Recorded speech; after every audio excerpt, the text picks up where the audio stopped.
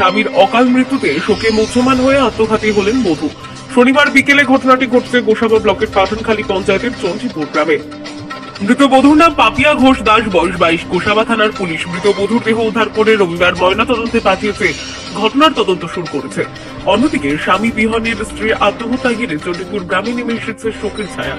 স্থানীয় সূত্রে খবর, গত প্রায় 18 মাস আগে বর্তমানের কালনার পাপিয়ার সাথে দেখাশোনা করে বিয়ে হয় সুন্দরবনের গোসাবা ব্লকের পাঠানখালী পঞ্চায়েতের চন্ডীপুর গ্রামের মহাদেব দাসের। বিয়ের পর থেকেই সুখে সংসার করছিল ওই দম্পতি। গত প্রায় 1 বছর আগে দম্পতির সংসারে নেমে আসে অমাবস্যার গাঢ় অন্ধকার। মহাদেব দাসের শরীরে ক্যান্সার বাসা বাঁধে। ডাক্তারি পরীক্ষা ধরা পড়ে দেহে ক্যান্সারের বাসা জানতে পেরে মানসিক অবসাদে ভুগছিলেন ওই দম্পতি। গত মঙ্গলবার ক্যান্সার আক্রান্ত মহাদেব দাসের মৃত্যু হয়। স্বামীর মৃত্যুতে শোকে ভেঙে পড়ে পাপিয়া। মানসিক অবসাদে ভুগছিলেন। ইতিমধ্যে স্বামীর শোকে মুহ্যমান হয়ে শনিবার নিজের গলায় দড়ি লাগিয়ে আত্মঘাতী হয় ওই বধূ। আমি ওকে গিয়েছিলাম, আমি দাদার কাজের জন্য নিমন্ত্রণ করতে গেছিলাম। এবার নিমন্ত্রণ করতে গেছিলাম, এবার আমি চলে গেছি, বাবা গেছে এবার গাড়ি সারাতে। এবার বৌদি আর মা ঘরে ছিল।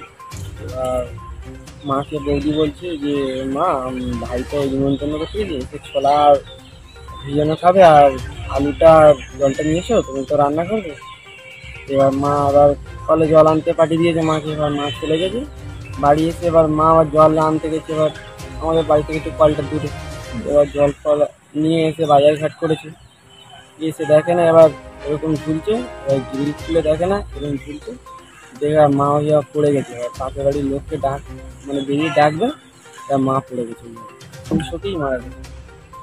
প্রচুর ভালোবাসত, এক জায়গায় একটু একই এঁটো কাটা সবই খেত। শুনলাম বলতে হঠাৎ জামাইটা মারা গেছে, তার সাথে না থাকতে না পেরে শুনলাম যে সুসাইড হয়েছে।